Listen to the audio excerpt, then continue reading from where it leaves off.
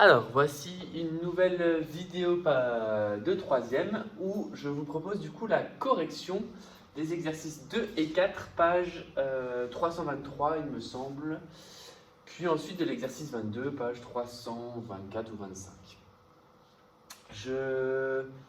J'en profite du coup pour vous dire de vous abonner. N'hésitez surtout pas à vous abonner à ma page. Je sais qu'elle commence à être connue, donc n'hésitez pas avant que ce soit payant. Et une petite dédicace à tous les parents d'élèves qui me regardent, et notamment Claude, dédicace pour toi. Donc, voici les révisions donc, sur les fonctions. Donc, je vous ai mis ces exercices pour tout simplement réapprendre à calculer une image, réapprendre à calculer des antécédents, puisque je vous avais demandé de réviser du coup votre cours sur les fonctions. Dans l'exercice suivant, ça sera une révision sur les tableaux de valeurs, puisqu'ils vont être importants dans le côté graphique. Donc, pour calculer une image, la fonction proposée, c'est f de x égale moins 3x plus 2. Pour calculer une image, je vous poserai la question, quelle est la méthode? La méthode pour calculer l'image de moins 4 par cette fonction, c'est tout simplement remplacer la variable ici qui s'appelle x par moins 4 et faire le calcul. Donc pour calculer l'image de moins 4, vous devez remplacer x par moins 4 dans tout le calcul, même entre parenthèses, ce qui fait donc f de moins 4 égale moins 3 fois moins 4 plus 2. Ce qui donne donc 12 plus 2, c'est-à-dire 14.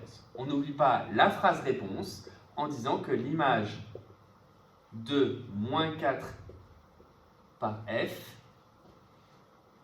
est donc 14.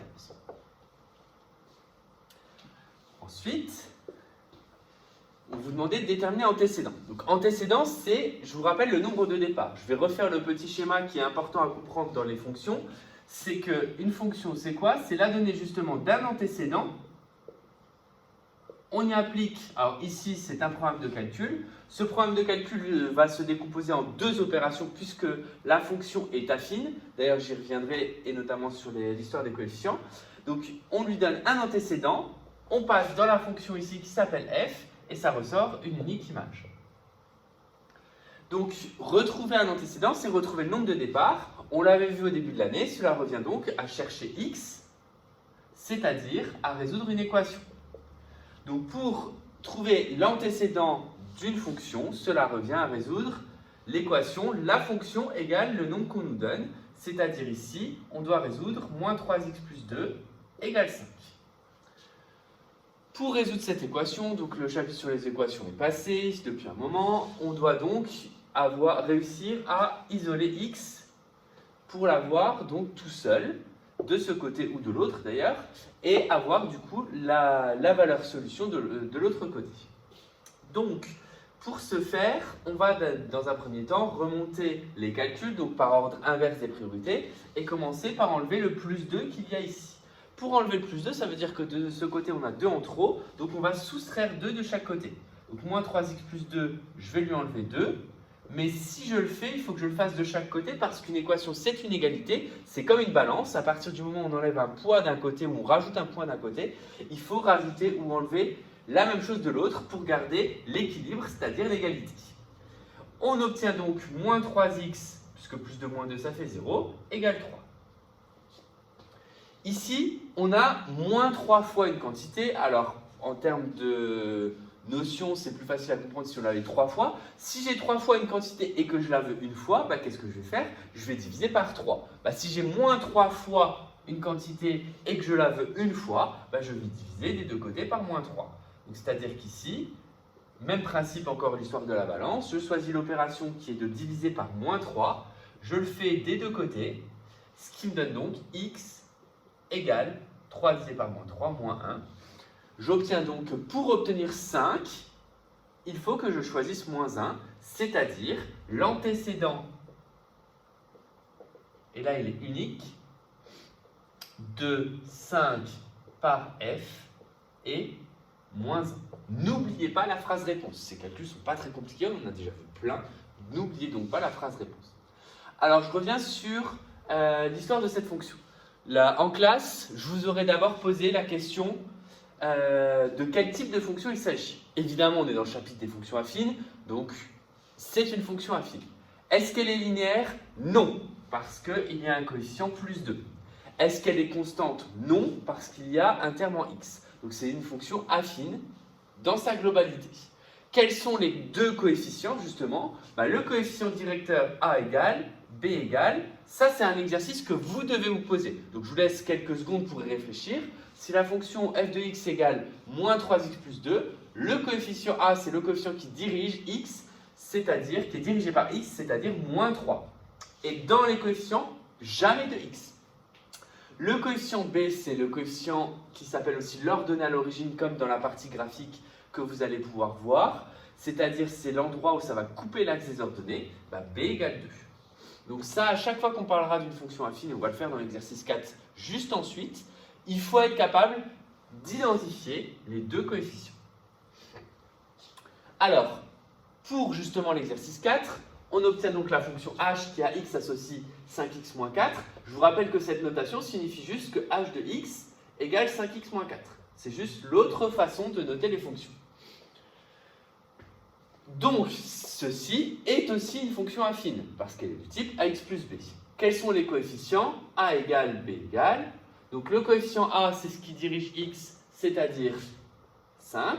Le coefficient b, c'est la constante, c'est-à-dire ici, moins 4. Donc, encore une fois, j'ai peut-être donné les réponses un peu trop vite, un peu trop rapidement, mais ici, c'est important de bien savoir identifier ces deux coefficients. Faites-le de façon systématique. Quand on a un tableau de valeurs, ça représente donc une fonction. Une fonction où, du coup, il y a des manques ici, donc des cases à compléter. Compléter ces cases revient tout simplement à faire ce qu'on a fait dans l'exercice 2, c'est-à-dire, pour réussir à compléter un nombre de la première ligne, cela reviendra soit à calculer un antécédent, soit à calculer une image. On va se rappeler justement le vocabulaire associé. Et du coup, là, pareil, ça aurait été une question qu'il faut se poser et dont vous avez la réponse dans le premier chapitre sur les fonctions. Les nombres de la première ligne, comme son nom l'indique, sont avant, donc la deuxième ligne, ce sont des antécédents. Donc, chercher une case de la première ligne revient à chercher un antécédent, c'est-à-dire à faire comme dans le petit b. Pour deuxième ligne, donc ça vient après, c'est ce qu'on appelle l'image, le résultat. C'est-à-dire, en gros, ici, pour compléter cette case, cela revient à formuler la question « Quelle est l'image du nombre qui est au-dessus ?» c'est-à-dire moins 1.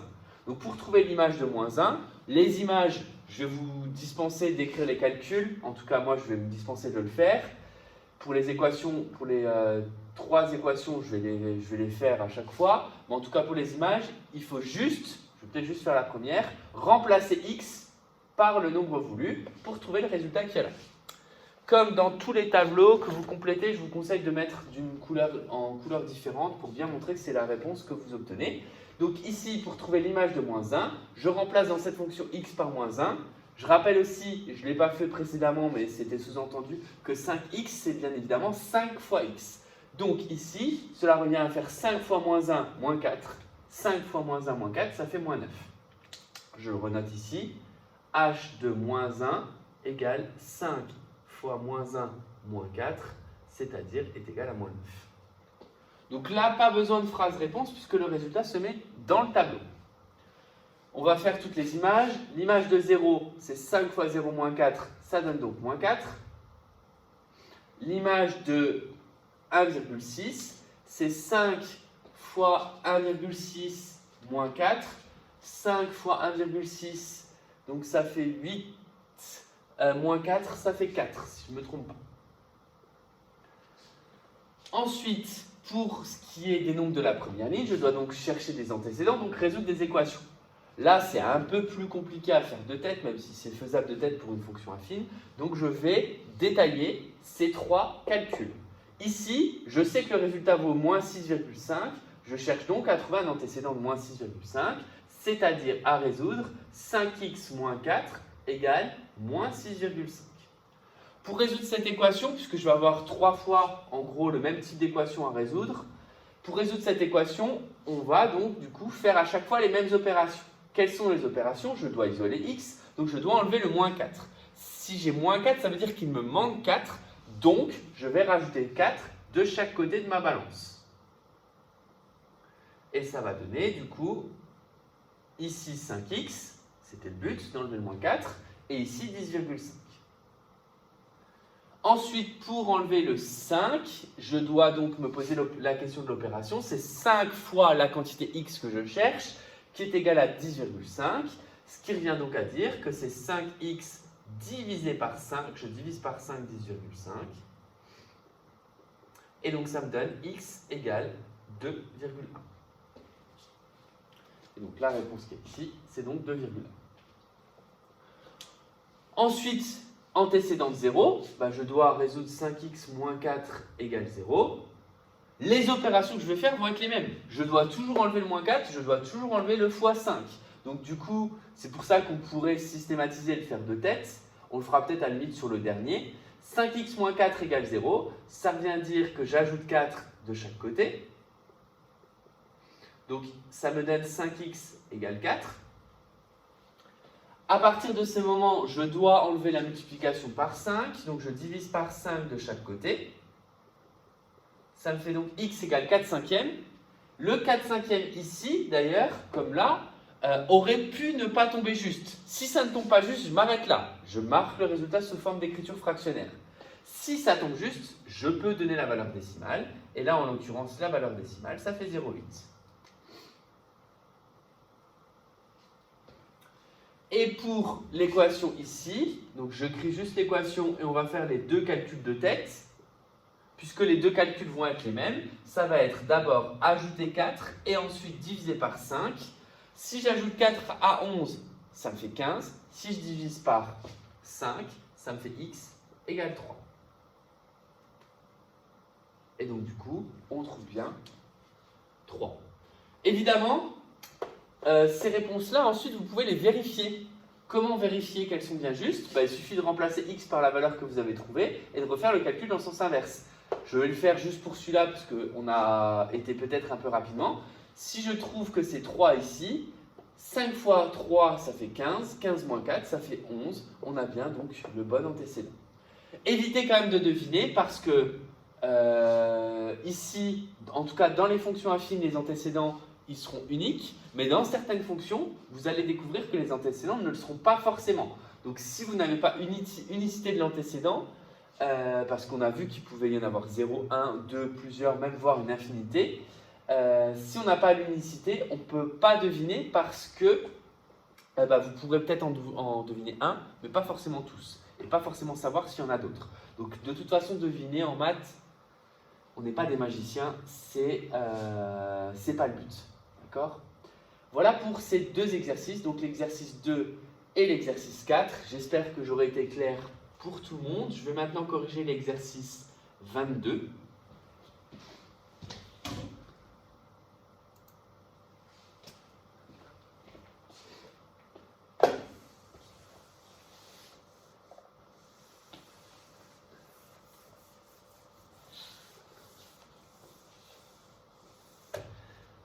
Pour l'exercice 22, on vous propose des programmes de calcul, puisque c'est même comme ça qu'on les a définis, comme ça qu'on a défini les fonctions, et c'est souvent comme ça, en troisième, en tout cas au brevet, que ces exercices sont posés. Alors, je vous parle beaucoup du brevet, même si, bon, d'après les nouvelles, ça devrait être sous forme de contrôle continu.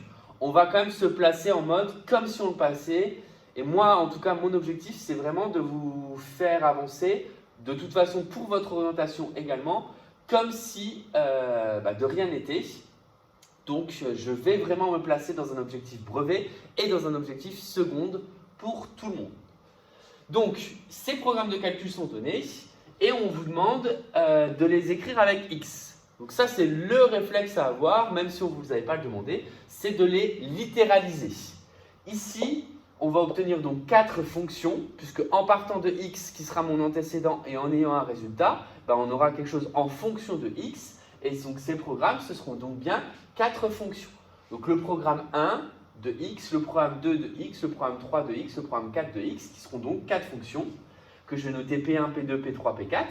Donc, pour chaque programme, je vais partir de X et je vais donner le résultat. Le résultat, je le noterai au-dessus. Je vous rappelle qu'on va faire vraiment point par point. Donc, choisir un nombre, c'est ce qu'on appelle choisir X. Multiplier par 7, cela revient à faire X fois 7. Mais X fois 7, ça se note 7X. Je vous rappelle que les multiplications peuvent se contracter. Et donc ensuite, je soustrais 2 au résultat. Ça fait donc 7X auquel j'enlève 2, donc 7X moins 2. Le résultat de mon programme est donc là, ce qui veut dire que P1 de X est égal à 7X moins 2. Donc ça, c'est pour le programme 1. Pour le programme 2, je pars de X, je divise par 2. X divisé par 2, ça se note comme ça.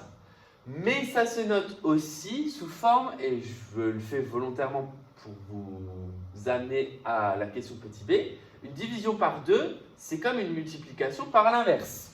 Divisé par 2 sur 1, son inverse à 2 sur 1, c'est 1 demi. Donc c'est x fois 1 demi. Ça se note aussi 1 demi de x. Au passage, c'est aussi la moitié, ça se note 0,5x, pour ceux qui préfèrent les nombres décimaux. Et là, vraiment, ça va être important pour la question B. Et ensuite, quand je divise par 2, donc quand j'ai 1 demi de x, j'ajoute 7, ça fait 1 demi de x plus 7. Donc ça veut dire que mon programme 2 est égal à 1 demi de x plus 7, voire 0,5x plus 7, voire encore, mais là c'était moins bien, x divisé par 2 plus 7. Mon programme 3, vraiment basique, je choisis un nombre, j'ajoute 7. Ça fait x plus 7.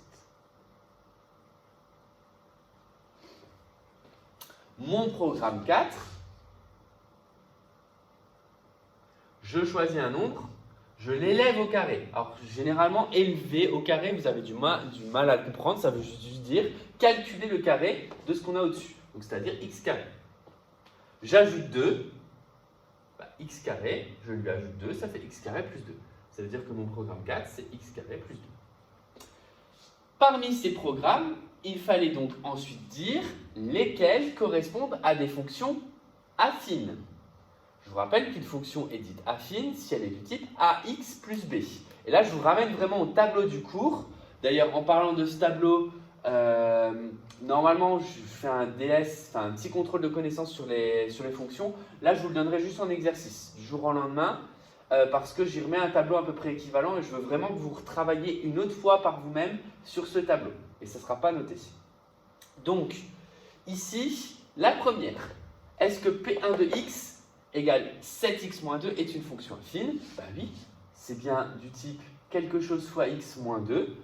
Ce quelque chose-là, c'est donc affine. Et quand c'est affine, on va donner les coefficients qui correspondent. A égale, B égale. Ben dans le cas là, le coefficient A est égal à 7, puisque c'est 7 fois x. Le coefficient B est égal à moins 2. C'est-à-dire que le coefficient directeur est égal à 7, l'ordonnée à l'origine est égal à moins 2. Dans le programme dans le programme du coup 2, donc 1 demi de x plus 7. Et c'est pour ça que je l'ai noté sous cette forme. Sous cette forme-là, vous voyez qu'ici, il y a une multiplication. Et donc, du coup, on a bien une fonction affine. Si vous aviez laissé la forme x divisé par 2 plus 7, vous auriez pu vous dire, bah non, ce n'est pas une fonction affine parce que ce n'est pas une multiplication, c'est une division. Mais je vous rappelle que diviser par un nombre, ça revient à multiplier par son inverse. Attention tout de même, on a vu dans le cours qu'il ne faut pas, pour avoir des fonctions affines, diviser par x. Là, dès qu'on va diviser par x, ça devient des fonctions dites inverses. Donc ici, c'est divisé par un nombre, donc divisé par 2. C'est comme multiplier par 1 demi, donc ça devient bien une fonction affine. Donc c'est bien affine. Le coefficient a, c'est le coefficient qui est devant x, c'est-à-dire 1 demi. Le coefficient b, c'est l'ordonnée à l'origine, c'est-à-dire la constante qui est toute seule sans x, c'est-à-dire 7. Celui-là, la fonction P3 de x égale x plus 7, est-ce qu'elle est affine? Il y a donc bien x qui est tout seul plus 7. Et la question qu'on se pose, là, dans une fonction affine, c'est a fois x plus 7. A fois x plus quelque chose. Est-ce qu'ici, on a bien une multiplication? La réponse est oui. X tout seul, c'est une multiplication. Par combien on multiplie x pour qu'il soit tout seul? Pour qu'il soit tout seul, justement, c'est l'unique. Donc, c'est comme 1x. Et donc, du coup, ça veut bien dire que c'est bien une fonction affine avec a égale 1 et b égale de nouveau 7. Donc, la réponse est que cette fonction est donc bien affine avec a égale 1, b égale 7.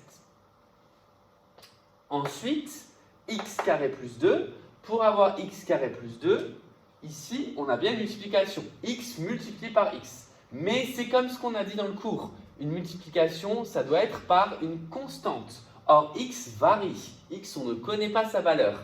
Donc, du coup, ici, x carré plus 2, ce n'est pas une fonction affine. Donc, c'est non affine. C'est une fonction qu'on a dit en cours, une fonction carrée. Parce que x va être multiplié, va évoluer en même temps que le nombre par lequel il est multiplié, c'est-à-dire x multiplié par x, les deux vont varier en même temps, donc ce n'est pas une constante fois x, donc ce n'est pas affine, c'est une fonction carrée. Donc parmi ces 4 programmes de calcul, il y avait donc 3 fonctions affines, P1, P2, P3, et la fonction P4 n'était donc pas une fonction affine. Voilà, donc là si on fait un peu le point sur ces exercices, donc ça c'est vraiment nouveau, il faut être capable de le faire. Moi, ce que j'attends de vous sur cette partie algébrique, c'est évidemment tout ce qu'on a vu avant. C'est-à-dire être capable de calculer des images, comme on l'a revu dans l'exercice 2 et l'exercice 4. Être capable de calculer des antécédents, comme on l'a revu dans l'exercice 2 et 4 également. Être capable de faire le lien avec des tableaux de valeurs, comme on l'a vu dans l'exercice 4, et notamment le lien avec images et antécédents. Et être capable ensuite de reconnaître des fonctions affines. Reconnaître une fonction affine, ça peut être très bien comme dans le cours, je vous donne la fonction, à vous de la reconnaître et de me donner ses coefficients. Ça peut être un programme de calcul qu'on transforme en fonction et on regarde si justement c'est une fonction affine. Et on aurait pu aussi très bien se poser la même question avec linéaire ou constante. Je l'ai fait pour le premier, mais je l'ai juste fait pour le premier parce que les autres c'était le même principe. Ce n'était ni linéaire ni constant parce que pour que ça soit linéaire, il faut que b soit égal à 0. Pour que ça soit constant, il faut que a soit égal à 0. Or ici, ni un ni l'autre n'était égal à 0. Donc c'était juste des fonctions affines qui n'étaient pas en plus particulières à être linéaires ou constantes. Voilà, j'espère que cette partie algébrique vous semble claire. L'objectif étant de vous amener ensuite à des problèmes utilisant ces fonctions affines pour résoudre des problèmes type brevet.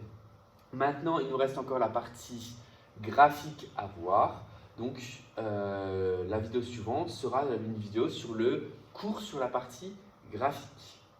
Et ensuite, on va faire que des exercices portant sur cette notion.